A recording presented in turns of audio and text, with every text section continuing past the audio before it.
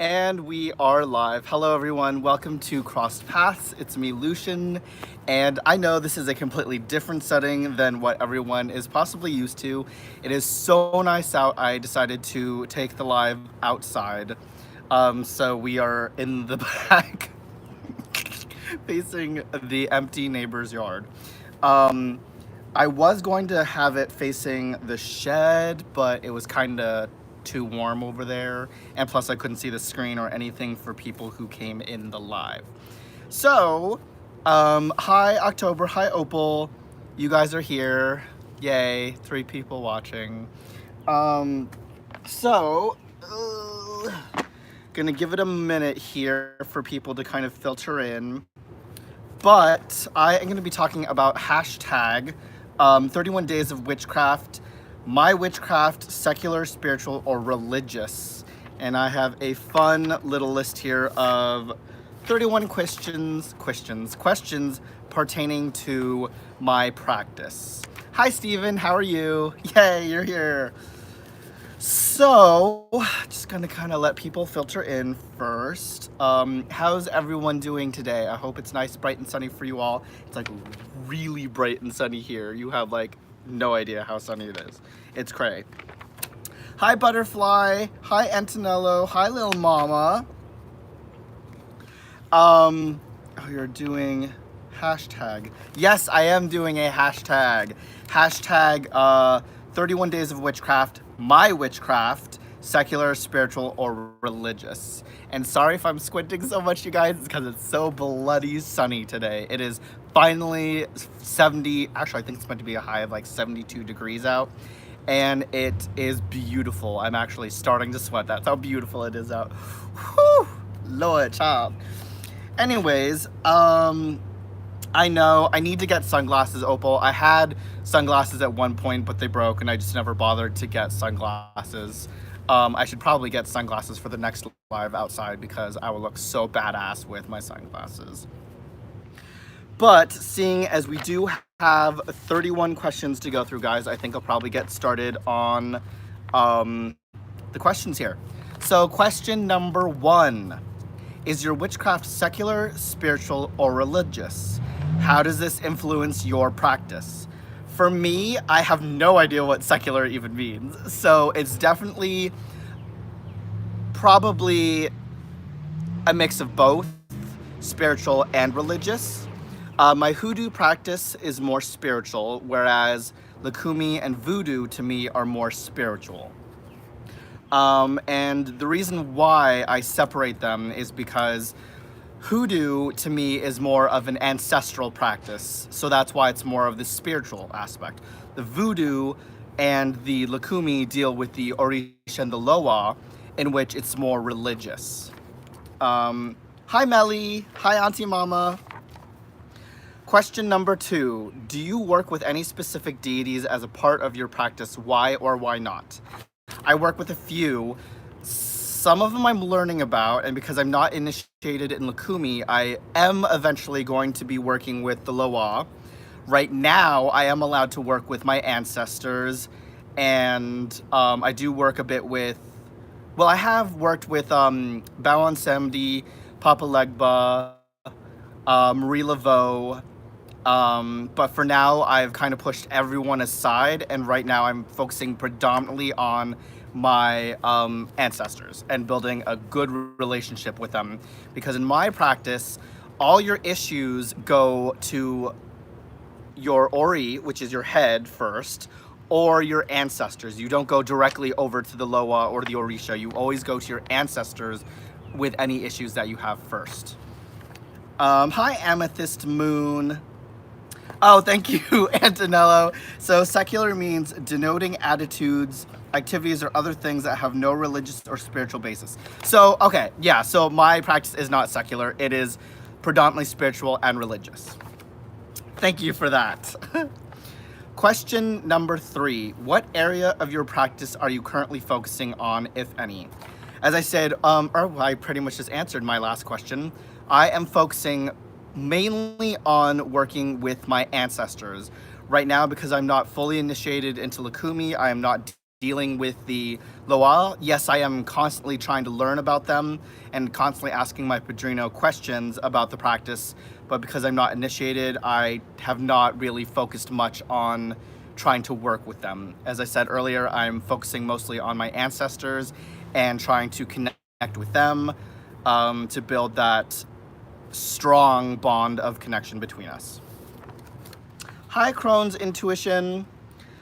Question 4. What is your favorite element to work with? How do you work with it?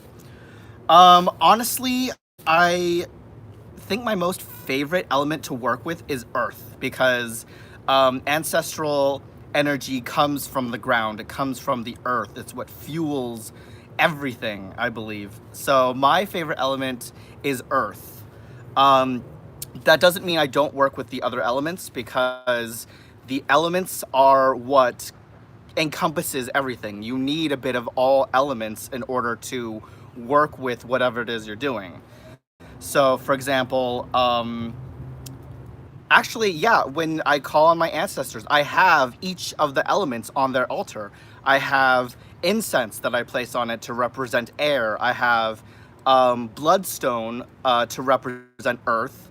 I have water for them as a conduit of communication, as well as representing the element water.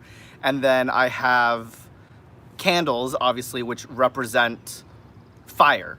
So in a way, when you're working with any deities, you're naturally working with all the elements. Yes, do I have a favorite? I do. It is earth, because I do a lot more earth magic than I do all the others. Yes, yay, Butterfly likes all elements. That's good. Oh, good. Opal's is her favorite's earth, and hers is also air. Question number 5. Have you had a teacher in the craft? Have you ever taken a course or classes to help you learn witchcraft? What were your experiences? Ooh, lots of questions in one. If you haven't, how are your thoughts and feelings on such courses? I have actually taken courses on Hoodoo 101. And the reason why I took it was because I have already been practicing hoodoo for many, many years, you guys. I got to the point where there are many times where I'm just like, oh, I just feel so stuck because I feel like I know so much. I'm like, I don't really know what to do creativity-wise. But I decided to take Hoodoo 101 as a crash course to refresh myself, because as you go along on your practice, we start to evolve and learn so much more that we forget about the basics and the foundations of what you're practicing. So I felt like at that point in time when I was very uninspired, I didn't know what to do, I was super excited when the voodoo guy down the road for me had those courses to teach, and I was like, you know what, that might be my inspiration, my motivation to then relearn what I'm doing and then kind of go back to the basics and go, okay, so I went back to the basics, this is what I can now do, and incorporate it in with everything else. Hi Jez, how are you? Oh yes, and I have had a teacher. It was the voodoo guy who taught me what I know with hoodoo. I have a Padrino right now who's teaching me in Lukumi, and hopefully I will have someone teaching me in voodoo once I go down that road. Question number 6. Do you incorporate elemental consciousness and sustainability in your craft? I don't... Oh, well... That's a good question, because it depends on what I'm doing, because obviously for some rituals you have to dispose of things certain ways, and yeah, some ways may not be the most environmentally friendly, though I do try to, and sometimes I will try and justify what I'm doing, that it's okay. For example, like a lot of the times I was taught like, oh, you don't want to just throw stuff in the trash because it might stick to you and if you want to send it somewhere else. But then in Lukumi, I've actually learned that it's okay to throw your remnants in the trash, because the trash belongs to Elegua, who is the Loa of the crossroads, and he owns the trash can. So I've learned that it's okay sometimes to dispose of elements in the trash can. But yes, naturally, because I've grown up with my mom always telling us to recycle and put compost in the compost, and trash in the trash. So I do naturally put things where they're supposed to go, if that makes sense. Hi, Lisa. Question number 7. Do you work with a spirit? Do you work with a specific spirit animal? If so, which animal and why? If not, is there one you would like to work with? I've come to realize that my spirit animal naturally is the scorpion. I did do a journey a little while back that had a vision about a white albino scorpion. So I took that as a sign that I meant to work with that spirit animal. I have researched a little bit about the scorpion, and it is cool about the connection with the scorpion metaphysically, being that it represents the psychic ability to touch objects and get a sensation or a feeling about it from past, present, or future, or from the previous person who has touched it. And knowing that I have that ability, it kind of was cool because I was like, oh wow, that was me in a nutshell. So it kind of makes sense that the scorpion is my spirit animal. So I own the trash. Just got the mental image of a god standing to protect me, trash from raccoons. Oh, that's awesome, Jez. Question number 8. Do you refer to yourself as a witch? Why? Why not? If so, what does the word mean to you? I try to not really categorize myself as a specific person of a specific practice, because honestly, I pull from different aspects in what I'm doing. Yes, that doesn't mean, guys, that I don't respect each one. Obviously, I'm not going to blend, say if I'm working with Elegua, I'm not going to all of a sudden pull in Baron Semdi in the same time and work them both at the same time. No, I still respect each practice that I do, and I still separate everything, but that doesn't mean that I can still blend certain things in if it's deemed appropriable. Appropriable? Is that even a word, you guys? I think I just made a word. Appropriable? No, appropriate. There we go. Me and my making words up thinking that they actually sound right.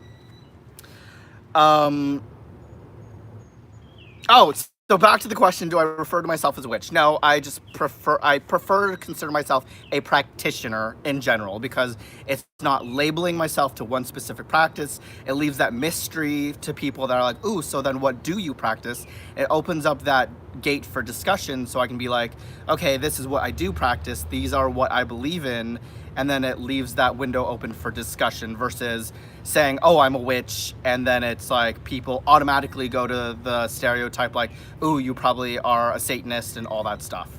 So just saying that I'm a practitioner, it leaves that gate of mystery for everyone, which is a lot more fun, I think. Anthony said, I call myself a practitioner too. Yay! And if I don't, what does that word mean to me? Witch, honestly, to me, deals with someone that has the ability of divine insight. Some are tarot practitioners, some can see the future, some are herbalists, some are kitchen witches. Honestly, the word witch to me is very multifaceted because there's variations of what a witch is. Some witches out there are herbalists. They enjoy working predominantly with herbs and mixings, potions, oils. There are those out there that practice elemental magic. There are some that prefer to work with the herbs within the kitchen, known as kitchen witches. So there's many different aspects of a witch. So it's not like you can really pinpoint what the word really means, because there's so many different angles to the word witch. Opal said, I don't know what to call myself now. Yes, as Auntie Mama said, call yourself Opal. Because at the end of the day, guys, it's not about what your name is, it's about who you are and what it is you do. That's why I don't label myself as a specific one thing, because I encompass many things. And it's okay to not be called, oh, I am a witch, oh, I'm a voodoo practitioner, oh, I'm a Santeria priest. I'm going to one day be many things, so I can't limit myself to just one word. Question number 9. How do you use witchcraft in your daily life? Well, in hoodoo, for me, I wake up with my ancestors. I will make them a cup of Dalgona coffee because that's my new obsession. And plus, because it's a good way to bond with my ancestors in the morning. I wake up, I greet them, I light their altar, I give them a cup of Dalgona coffee. I introduced it to them because it's something new. I know it's not something that you would normally give your ancestors, because I've always been taught, you know what, you want to always offer them something that they had in life.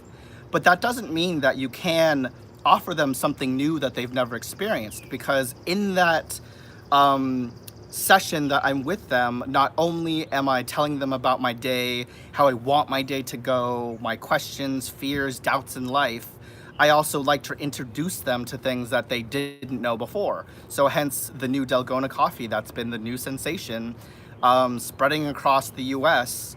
I decide to give them a cup and be like, hey, this is the new thing that it's going on in life right now. So I just wanted to share that with them. And then of course, I'll keep their candles lit all day. I will talk to them at night before I go to bed. And then throughout the day, it just really depends on how I feel. Sometimes I will do cleansing work on myself. Like the other day, I decided to do a spiritual bath because I just felt like I needed one. I will sit down and study tarot. It's not like, because this is the misconception I feel. A lot of the time when people feel that they become a witch or a voodoo practitioner or a lakumi practitioner, they need to be doing something every single aspect of their day to make it feel like it's a part of their life. When it becomes a part of your life, you guys, it's something that comes natural, that kind of just becomes incorporated. That doesn't mean you have to do something every single second. It just means that you just literally incorporate a little bit of something here and there that becomes daily.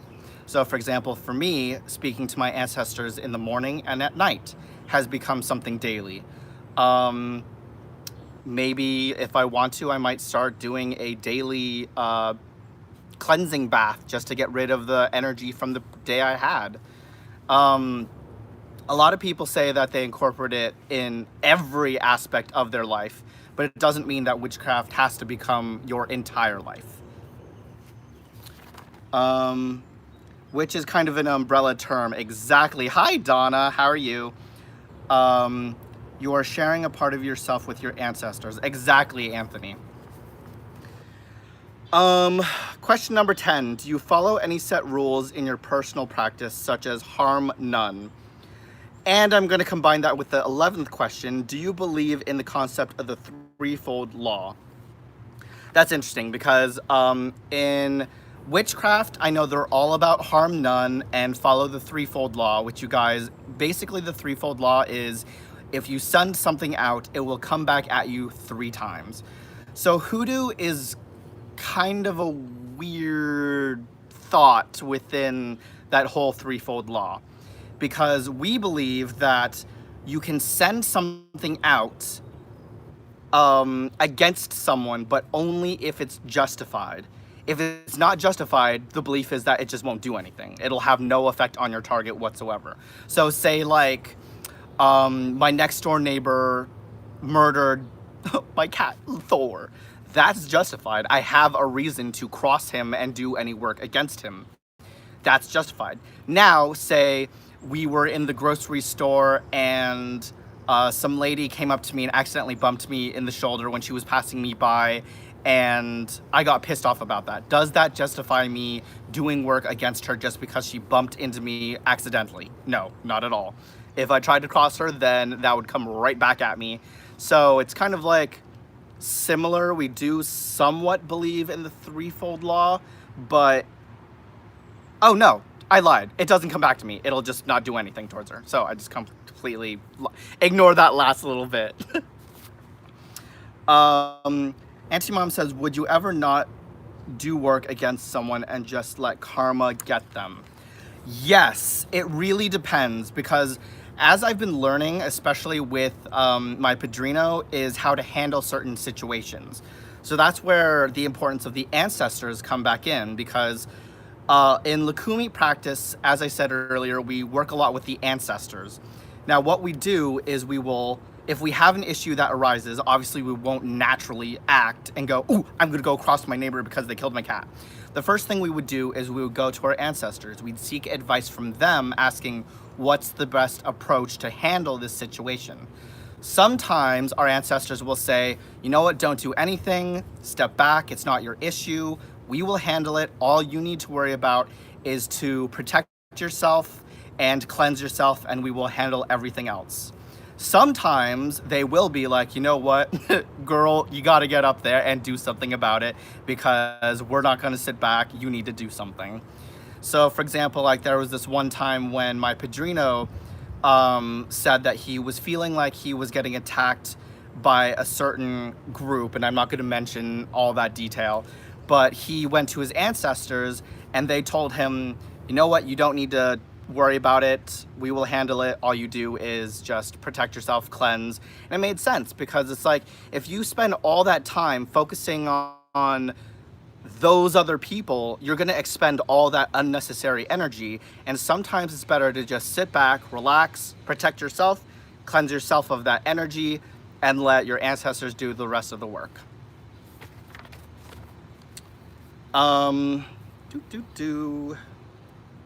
So question number 12, do you have a separate witchy name? Why or why not?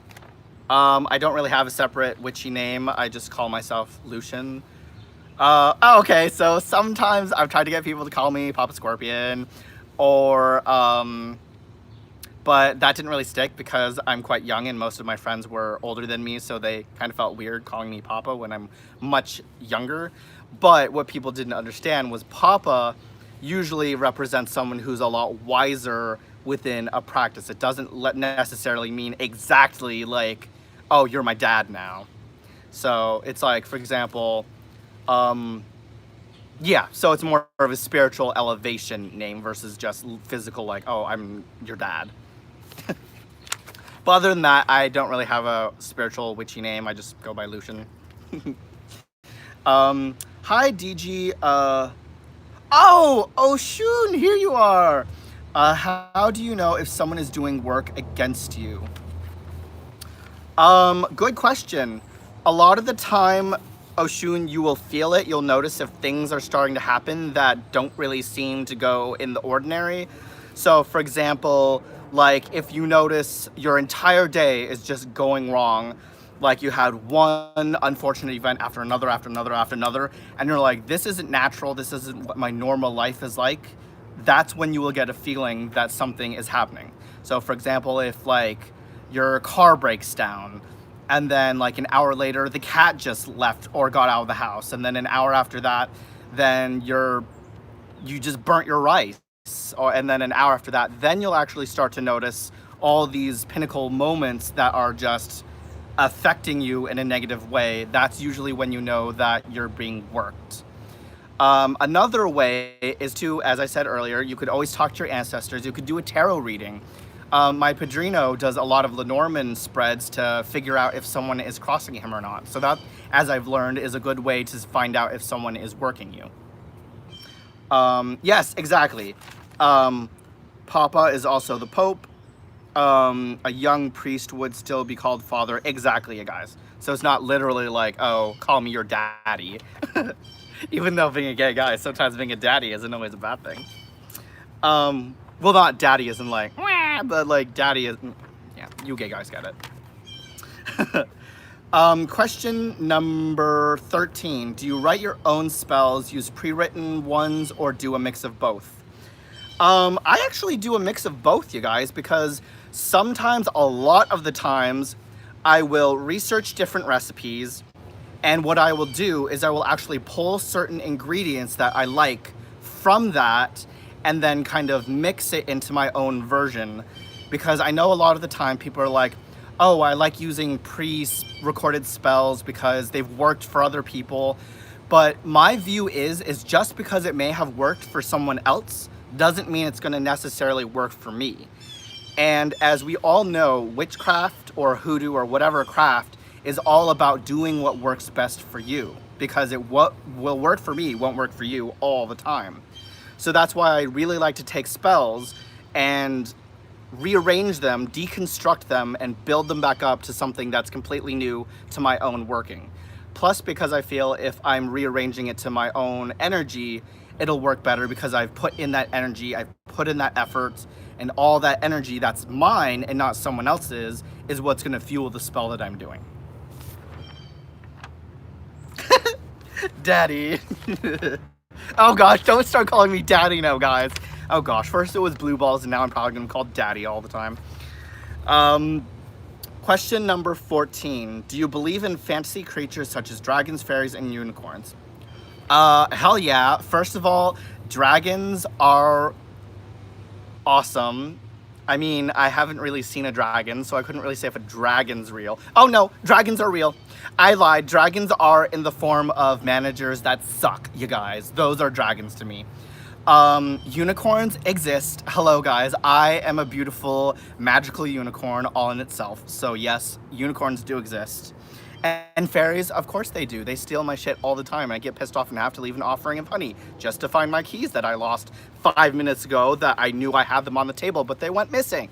So, of course, magical creatures exist, you guys.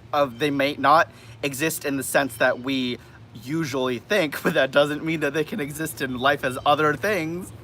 So, of course, magical creatures. I, myself, am a magical creature. Are you solitary or part of a coven? What do you think are the pros and cons of each? Right now, I am... no, I lied. I'm part of a house. So in Lukumi, we have the Lukumi traditions. We have what are called ilays, which is known as a house, which is similar to that of a coven. The pros are, if you're always in trouble, you can always rely on the members of your Elay for advice, for guidance. If you have questions, they're there to teach you. That's what's awesome. Pros are also, if you're trying to figure out a certain spell, it's always best to have more minds than one. Cons?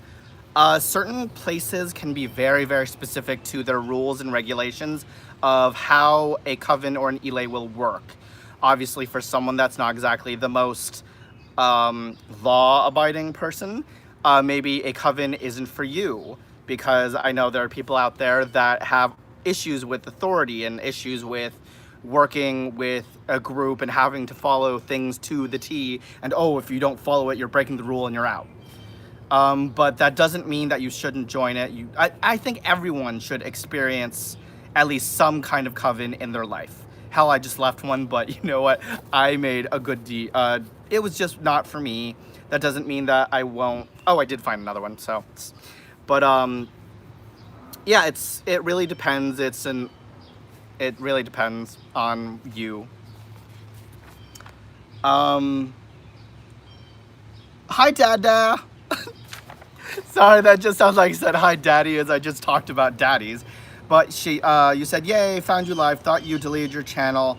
Little did I know it was a name pick change. Yes, I changed my name. So a little backstory before I continue. Dave and I combined our channels to mine, and we changed my channel name from Conjurer's Table to Crossed Paths, and Dave and I both utilize this channel now. Hi, Pop Squirrel! You're here! So good to have you. Yes, it is beautiful outside. It's 72 degrees, and I'm starting to sweat like... I don't know, I'm starting to sweat. I couldn't really think of a reference. So that was question number 15, Coven. Number 16, do you prefer to do spell work during the day or at night, and why? Honestly, it all depends on what I'm doing. I do spell work at any time during the day, depending on what I need, because obviously certain energies are going to be at the day, certain energies are going to be at night. Certain work that you have to do requires nighttime. Sometimes it requires the day. So for example, I tend to usually go to the graveyard to collect graveyard dirt during the day because I know most people aren't going to be out during the day at the cemetery that I go to. And it creeps me out to be in one at night. So for example, if I'm trying to do cleansing work, I tend to do that during the day to draw on the energies of the sun. If I'm trying to banish something, I will tend to do it at the energies of the nighttime, because it's like dark. That didn't really help because it's dark. But yeah, I honestly, half the time, I don't really care what time of day it is when I do work, because honestly, it's about infusing your energy. Energy is all around you. You can manipulate your energy at whatever time during the day, honestly. Yeah, there's people that believe that, oh, if you practice this on this day under this kind of moon and at this time that you're going to achieve it, but girl, that's too much work for me. I get time to like sit there and be like, okay, I need to plan this specific thing 50 years in advance because that's what time and day and exactly the type of moon that I need. No, I'm going to be doing something here now because I need it done.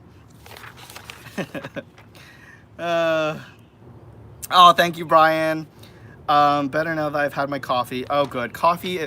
Brian, did you check out the Dalgona coffee video? Because you would like that video, and Dalgona coffee is so good. Anyways, back to the questions because we have a couple more here.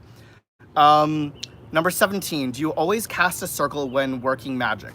I do not cast circles, never have, never did, because what I do is when I'm doing a ritual is I cleanse myself before and after any work that I do, because I obviously want to cleanse myself of whatever energies may linger, make sure I'm purified, clear, and then I do my work, and then afterwards I'll cleanse again just to remove any lingering energy that I do not want, because that's just how it is in hoodoo. We just do a lot of cleansing work to cleanse your energy and make sure that nothing bad is entering your space and nothing bad will be leaving, and you're just resetting yourself each time. So for me, there's really no need to kind of create a casting circle. I'm not saying that you can't, that's just my preference. Do you use herbs and or crystals in your practice? If so, what are your favorites and why? Well, I have my little box here of my most favorite crystals. I do use crystals. This is one of my favorites. It is lava rock. I like it. Oh, wait a minute. Yeah, it's lava rock with, I think, a little bit of... No, it's just lava rock. I like it because it's pretty. I also work with aragonite. Because it really helps to ground me, and there's other reasons why I always forget. I always have to look up what crystals I'm using. The only ones I ever remember, you guys, are the cleansing ones and the grounding. The rest I mostly use, I have to research, plus because they all look pretty. Crystals are just pretty in general. I love moonstone. Moonstone I especially love when I'm doing Luna work. And I help, because it's a moonstone, to me, it also helps to amplify the energies of the moon. For grounding, I love black tourmaline. I don't know if you guys can see it because my camera is down low and I can't see it. I also use, come here, selenite for grounding. These two guys, I actually, when I meditate, I put the tourmaline in one hand, the selenite in the other, and I just grasp them. What the hell's grasp? I grasp them in my hands and I use them to meditate, because selenite helps to continuously cleanse, and it charges the energies and re-cleanses the energy of the tourmaline, which will help to ground. So that's why I always use them in a pair and together. Plus it's like yin and yang, light, dark. It's creating that balance. I found a hoodoo shop I think you will love. You did? Oh, you have to show me the link. Is it an online one, Brian? Jealous. Yes, you have to show me. Okay. Black tourmaline is gorgeous. Absolutely, butterfly. Anthony said grisp is a crisp grasp. uh, I think I'm creating a lot of words today, guys. Question. Oh wait, I didn't even finish. Okay, so then I have three other ones I love. I love kyanite, blue kyanite. I use it mostly for focusing and harnessing energy and amplifying it. I also use this clear quartz, double pointed, because it's pretty. Plus, because I like to use it as one end draws in energy and the other side dispels the energy. And then my most favorite crystal, guys, this is like my new favorite and the only one I ever use today, is my large ass black, or not black, bloodstone. And the reason why I have this is because bloodstone to me connects me to my ancestors, and it's just because it's a bloodstone. Blood, your ancestors, people who walked before you. So that's one of my most favorite crystals. That today is my current favorite crystal. Will probably always be my current favorite crystal, unless I find a bigger one that's prettier. But as of right now, it's my favorite. Oop, wrong way. Okay, question number 19. How did you come to your personal path? So I came across hoodoo and voodoo as a way of spiritual balance and as a means to reconnect with my ancestors, because I'm adopted. And at the time when I was starting to learn all about hoodoo and voodoo, I did not grow up with a specific religious aspect, and I felt like I needed something to help ground me again, both physically and spiritually, mentally, all that wrapped up into one. And that's how I came across hoodoo and voodoo. And being a odd individual, unique unto myself, I was like, you know what? I already know a little bit about all the main religions out there, Buddhism, Christianity, all those other ones out there. And I was like, I want to find a specific religion or practice that is unique, that isn't quite ordinary. So that's when I came across voodoo and hoodoo, and I was like, well, I've always known them to be darker paths, and that's what I was always thinking, was like, ooh, they're dark, and just like witchcraft and devil worship and all that awful stuff. Oh, and like, no, on top of it, like, you always see like the voodoo people sticking pins in dolls and sacrificial things, and I was like, you know what, let's set aside all those preconceived notions about voodoo, and let's really look at it as if it's something new. So I opened myself up, I dug down deep into the world of voodoo and hoodoo, and that's when I discovered that it was all about ancestral magic. For hoodoo, it was a lot similar to the ways of witchcraft and working with herbs, oils, powders. And then voodoo, I saw it as a cool practice that incorporated the Loas and seeing them as amplifications of nature around us. And I was like, you know what? That shit seems cool. So I decided that's what I needed to rebalance myself spiritually and reconnect myself back with my ancestors, of which obviously I never grew up around because I'm adopted, but it makes me feel at most connected to my heritage. So that is why I got into my path. Number 20, what do you do when you are in a witchy funk? Oh my God, guys, you have no idea. I have so many different ways, because I do at times feel very like, I'll all of a sudden get into a funk. I'll be like, I don't know what I want to do YouTube video wise. I don't feel inspired to do this ritual. I used to love doing this. What do I do now? Sometimes I will just go for a walk in nature. I'll go walk in the woods, because being connected to nature really helps to refuel my love for witchcraft and for hoodoo, and the fact that it's connecting to nature once again, because when I connect to nature, it's like I reconnect back to myself. I will watch any witchy or hoodoo, voodoo TV shows, movies that include it, because I'm like, ooh, they're doing my shit, so I'm gonna get out my stuff and do my shit. Sometimes I will, like that one time I took a class that really inspired me, going back to the basics of Hoodoo 101, that really inspired me and propelling me, and like, ooh, that gives me so many new ideas of what I can do.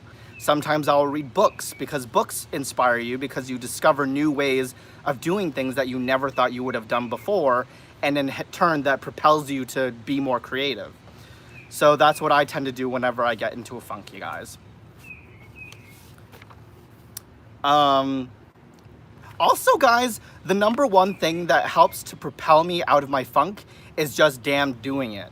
Because sometimes it takes you to just get out there, get dirty, grab your herbs, grab your crystals, spread them all out on the counter and be like, you know what kind of spell can I create today that's not something that someone else has ever seen before?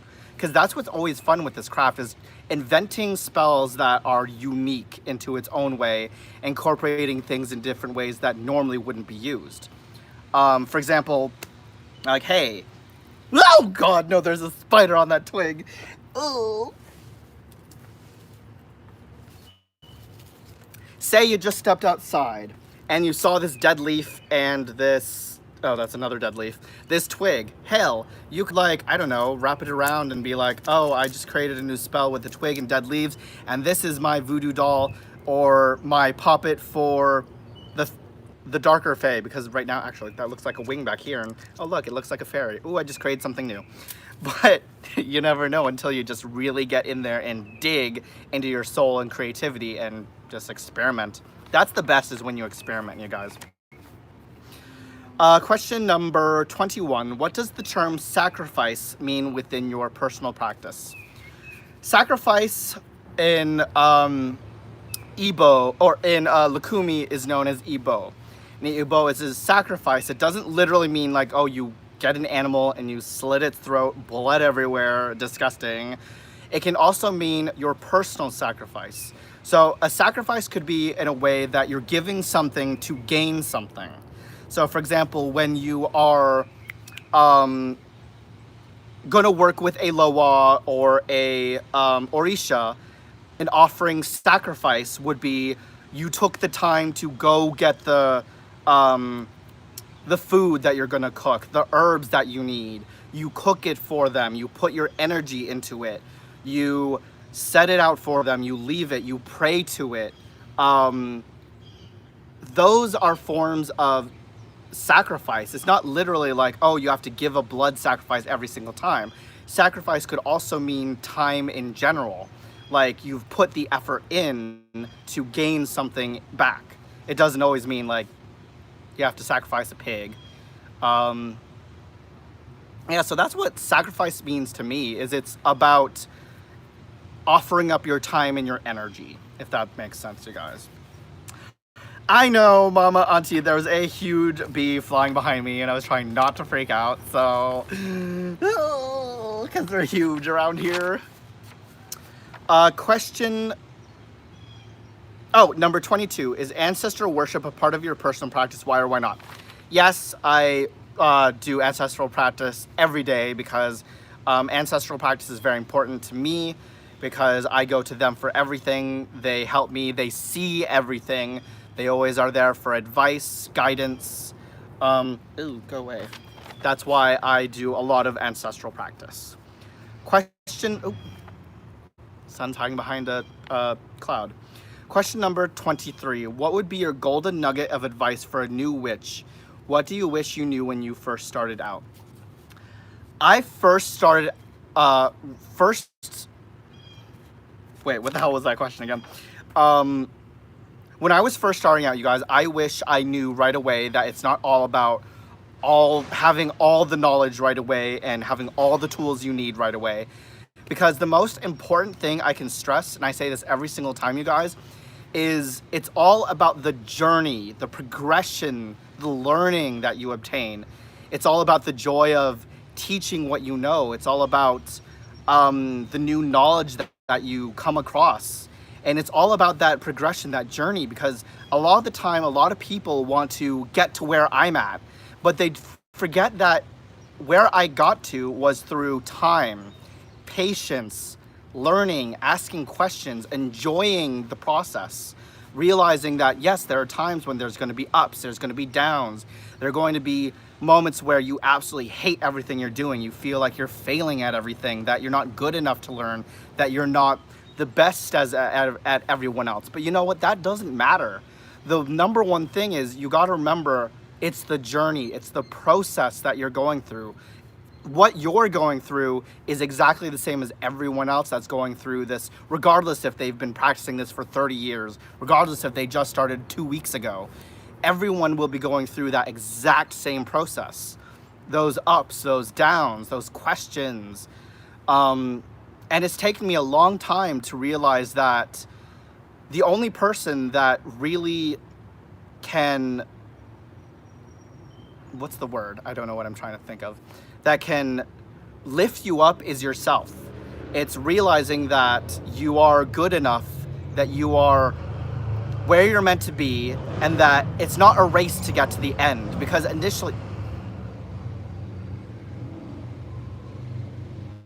Really, motorcycle? Okay, it's gone now. Sorry about that. Crap, I forgot what I was talking about. Where was I? The journey. Yeah, it's just, you just gotta roll with it.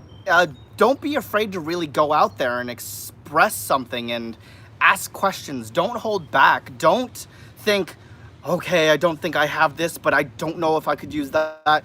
Screw it if you don't have it and you have something else. It's the exact same thing. Initially, all it's about is energy. You're taking energy, manifesting it, sending it out into the world. It doesn't take a genius to have a million things to produce energy, turn it into reality, and make it something that you want. So that's my little nugget for the day. Are you out of the broom closet? If so, how has that experience been for you? Hello, I'm on YouTube, so obviously I'm out of the broom closet. But yes, my parents, my brother, my family knows because they watch my YouTube channel, and I've actually had interesting conversations with my dad about tarot, my mom about tarot, actually my dad and mom about Reiki. Oh, excuse me. About Reiki, and they definitely know everything. Well, at least they express interest. Yeah, they think it's a little bit weird at times, but they've kind of outgrown that now that they've kind of understood a little bit more about what I do. And hell, for the first day in like a while, I just posted on my Facebook group that I'm going live on this hashtag that clearly says 31 days of witchcraft. So if that doesn't mean I'm out of the broom closet, I don't know what does. Question number 25. Do you or would you teach the craft to others? No. I'm not gonna teach any of you my craft. Everything that I've said in previous videos, false. Just kidding. Everything I've been talking about is a lie. Might as well just go now. No, obviously, because that's what I love to do. That's my passion, is gaining knowledge and sharing it with people and showing them this is what hoodoo is like. This is what witchcraft really is like. Because thanks to Hollywood, they like to portray it that witchcraft are all about Satanists, and that hoodoos just like to stick pins in dolls, and that, yeah, that's not what it is about at all. My favorite part of the whole process is educating people, because educating others is what makes me happy, and everyone needs to be educated, you guys. Okay, Brian, thanks for stopping in. Oh, hi, Crystal. How are you? I'm sorry that I didn't see you if you came in. Question number... What was I on? Oh, 27. Do you use prayer in personal practice? If not, do you do anything similar to prayer? I meditate. Yes, I do kind of use prayer depending on what I'm doing. So, for example, with my spirit elevation, a video that I did earlier, I did a, I worked with prayers, because you actually have to have 9 different prayers that you read every single day for the 9 days of elevation. Oh, my paper just flew out. So yes, I use prayers. I sometimes will use prayers in my hoodoo practice over certain rituals I'm doing. I don't do the prayers, talk about the prayers in my hoodoo videos showing you how to do things, because I know prayers can be kind of on the iffy side. There are a lot of people that are not exactly thrilled to be saying prayers, so that's why I normally don't put them in my videos. It's just out of respect to make sure that no one gets offended because I used a prayer in the ritual. But I myself do incorporate. Question number 28. And there's only 3 more questions, guys, so bear with me. What belief system, if any, were you raised? How has that impacted your personal practice? When I was very, very, very young, I went to Sunday school for all of 3 weeks. And then my brother and I were kind of expelled because I kept on doing this the wrong way. I kept on going, wait, I kept on going that way. And it pissed them off. And they were like, he's just failing, so we're shoving him out. But that's how Sunday became a day of talking about the Lord. And then that evolved to just family time on Sundays. And then altogether, church and all that just ceased to exist. And then I didn't have a practice for many years. So that's how I came across what I practice now. Question number 29. How do you feel about death? How has this been impacted by your personal practice? How has it impacted, or has it impacted it? It's interesting. I used to fear death and be very afraid of it. I mean, yeah, to a degree, death is kind of scary, especially thinking during this moment in time, during COVID, thinking, geez, what the hell? That people are dying because of COVID. But it's interesting because in our practice, we don't view death as the absolute end. We view it as once you pass over, you become the realm of ancestors. They're to guide, they're to give guidance, they're to protect. So that's my view of the dead. They're always there. They see everything, you guys. That sounds weird. They see everything. So next time you think you're alone in the bathroom, think again. No, but the dead doesn't scare me. I used to fear the cemetery, and now that's one of my most favorite places to go is the cemetery. Question 30. How do you feel about the popularism of witchcraft on social media? It's become popular, especially now that Chilling Adventures Sabrina's out and everyone thinks that we worship the devil. That's not it. So, I mean, I still would like it if Hollywood would somewhat, I don't know, portray witches like they actually are.